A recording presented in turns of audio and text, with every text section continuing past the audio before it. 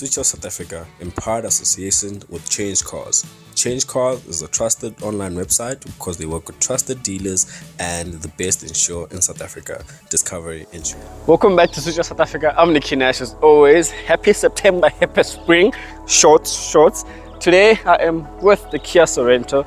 This is a good looking vehicle, the front, the back, the interior. So there's a lot to cover with this vehicle. I'm going to tell you my personal thoughts on the front, the back, we get into the interior, show you the tricks it has, tell you what I don't like about the vehicle, do the driving impressions, cost of ownership, then we wrap up the review. So from the front of the vehicle, I like this look of the vehicle. I like the new Kia badging in front. I like the blacked out grille over here. Looks beautiful. To the lower end of the vehicle, the car looks okay.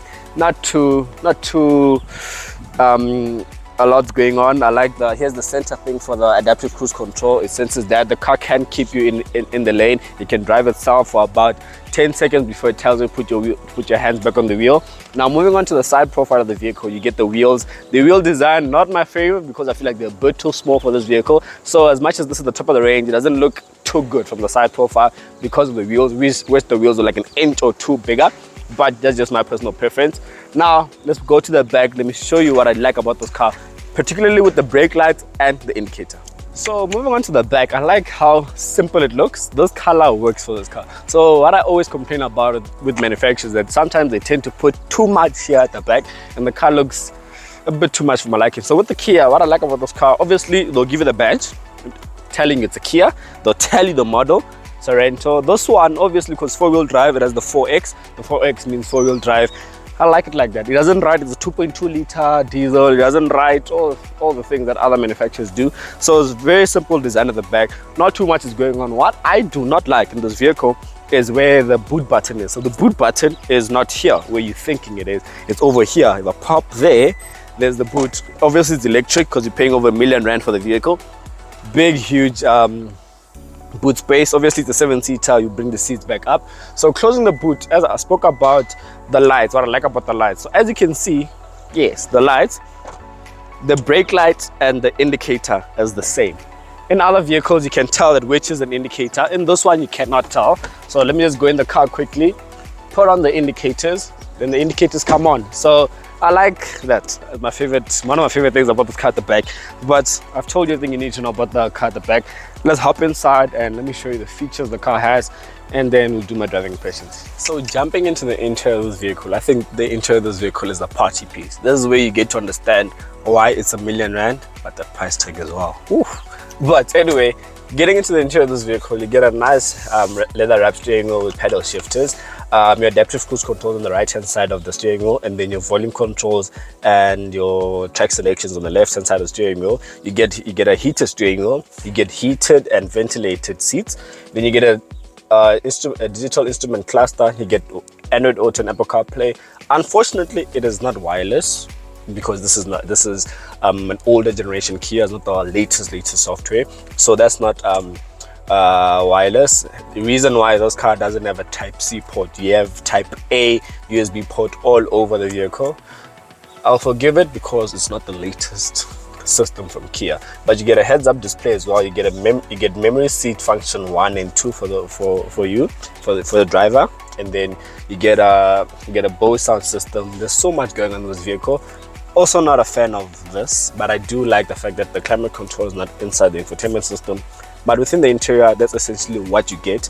Then you get a rotary dial gear selector over here, so you park, you reverse, your neutral, your drive. There is no manual mode here on your gear selector. You have to click one of the pedals, and then if you want to pop it out of manual, you press and hold the right hand side pedal shifter, and then it will go back to drive. And then there's different types of drive modes. There's comfort, eco, sport, and something called smart. I'll speak about smart in my driving impressions of the vehicle. And then there's essentially the front of the vehicle. This is not where the party piece of the car is. The party piece for me is at the back. It's a bit more comfortable. So let's go to the back and me tell you about the more features that this car has. So where I am is my favorite place to be in this vehicle. It's comfortable. It is higher than the 2 seats in front, so you feel like you're in some elegance, some luxury. This is where the price tag comes into play. So if you find someone that's very playful, like the guy behind the camera, I will not name him, although you guys do know his name, and he puts a seat like this and he doesn't want to move his seat and you want to be comfortable, all you have to do, press this button and then he moves. Whether he or she likes it, they will move, and then you become very comfortable. You get a cup holder for yourself here. Speaking about charging ports, there's 3 in front. There's one on the seat, so that's 4. There's one on this seat, that's 5. Then there's 2 down here, and that's how many? 5 plus 2? 7. Yeah, although I'm not a Sundowns fan, I'm a Kusi for life. Anyway, and you get peasant blockers on the side. I like that. I wish they were automatic for R1,000,000.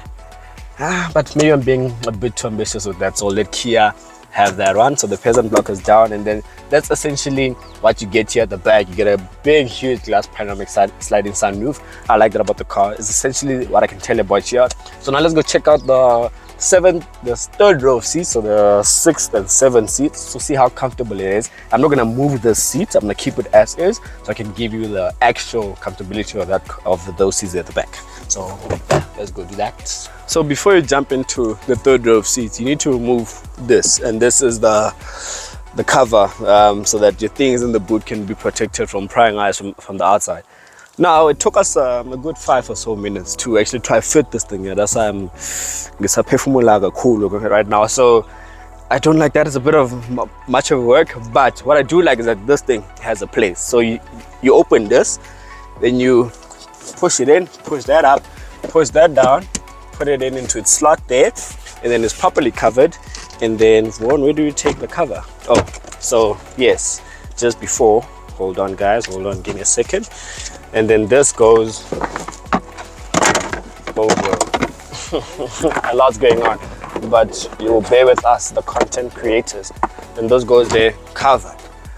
Oh, now you must raise the, oh my days, as I thought I was raising the seat, I'm actually raising the carpet. Then now you raise the 6th seat, then you raise the carpet first, then you raise the 7th seat. So now let's get inside. So we're going to the 3rd row seat. So we've also been trying to find out about those cars. So you don't press this. This is just to do that. It's not to go to the seat at the back. To go there, there's a button on top of the seat here. You press it, it does the magic. That's why I'm paying R1,000,000 for this car. So you jump inside, and then Vaughn will come closer with the camera, slide the seat back into position, and then yeah, leg room not too bad. You should be seeing overplay videos. Headroom for me is good. Would I sit here long distance, put on seat belt? I wouldn't mind it actually. Now that I think about it, I wouldn't mind it as long as the music is banging. I'm with good people. It's a good place to be. And then you get a 12-volt socket on the side, so you get cup holders. You can put your phone there. It's actually a good place to be. Interesting. Now time for my driving impressions, and then we do cost of ownership. Now I must go back to the driver. Easy. Thank you. Done.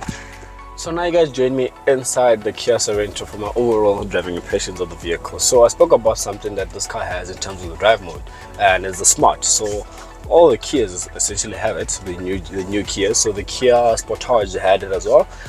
So I fully tested it out in this one. So what smart is essentially adapts to your driving, essentially. So your throttle input. So if you're driving the way I'm driving now, it'll put the car in eco by itself. Then if you put a bit more throttle input, it'll pop it into comfort without you having to figure out your way to comfort. And if you put your foot to the floor, it'll go into sport, and then it'll keep it on sport until you start driving economical again. And for that, it'll go back to eco or comfort depending on how you're driving. So what I like about that is that it adapts to you, so you don't have to play around the gear selector here to go into sport, to go into eco, all those things. So it's a nice feature that the Kia Sorento has, and the Kia Sportage has as well. So what I do not like about this car in terms of the gear ratios, and it's with the first gear. So you're looking at a 8-speed DCT. The first gear, it lags. Like it's very like you put your foot, you hear the car drone, you're like it'll make a noise, you go ooh, and then it will start picking up and going. So power wise, you're looking at a 2.2 turbo diesel engine. You can get 1,000 kilometers on one tank, very fuel efficient. I brought down my fuel efficiency, we got like 7.8. I feel you could go lower. Power wise, looking at 140 kilowatts and 440 newton meters of torque. Is that enough for this vehicle? It's okay. I don't want to say it's enough. It's okay. It gets the job done. You at some point, sometimes you would want to feel that bit more power. There's times where you wish they had more power, but it gets to speed quick enough. It gets the job done. You wouldn't feel like it's underpowered. But if you've driven more powerful SUVs, even though it's not like a lot more power, you will feel that for that diesel you want a bit more kick. For reference, I'm currently testing the Ford Everest as well, so jumping in from this into that, you get that, and I'll speak about that actually, because a lot of people have been asking me, because price wise they're close to each other, which one you go for, can you compare them, all of that stuff. So back to the car. For this vehicle, right, cost of ownership of the car, and then I'll tell you the things I don't like and the things I like about the car. Cost of ownership for this vehicle, if you at the current price is on the screen, at an interest rate of 12.25% over 5 years, no deposit, you're looking at paying 24,600 rand. Factor fuel into that, you're looking at paying plus minus 26,000 rand for this car without insurance. Factor insurance easily goes above 27,000 rand. So now 3 things I like and 3 things I don't like about the car. What I don't like about the car is the auto hold. It's not like the Sportage. The Sportage, you press auto hold once and it will stay on auto hold until you decide to switch it off again. In this car, you press auto hold once. When you switch off the car and you get back in the car, you need to press it again. So I don't like that about the vehicle. So that's one thing I don't like about the car. Second thing I don't like, this car's R1,000,000 rand, but I don't get black roof lining. I do not get that. Makes no sense. There's the second thing I don't like, and the third thing I don't like, honestly, it has to do with the first gear in terms of how it drones and the turbo lag. There's the third thing I don't like about the car. Enough bad.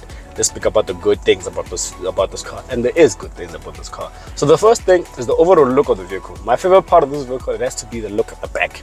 It looks amazing. The look in front looks amazing. Especially when you drive with the daytime running lights and those little true fog lights, it looks the business. You open the sunroof, it looks the business. That's the first thing I like about the car. The second thing I like about the car is the overall fit and finish in terms of the interior and the amount of things you get. So it does tend to justify that 1,000,000 rand price tag. So it's very, that's the second thing I like about the car. And the third thing I like about the car, it just has to be the drive of the vehicle and the fuel efficiency. That's the third thing I like about the car. You get enough fuel efficiency in this vehicle. So now like I said, you get up to 1,000 k's depending on how you drive. If you drive it like a madman, you'll get 700, 800, which is still a lot. Now, speaking about my recommendation and touching on the Ford Everest. So, can you compare this car to the Ford Everest looking at the price tag? The Platinum, that's the one I'm driving, or the Wildtrak. So, a person who's buying a Kia Sorento is not a person who's looking for a Ford Everest. Hear me out. As much as this is 4-wheel drive, right? The Everest is 4-wheel drive as well. But this is not an off-roader. Whereas the Everest is, you can lock the diff, it has hill descent, although this has hill descent as well. You can lock the diff, you can lock the diff.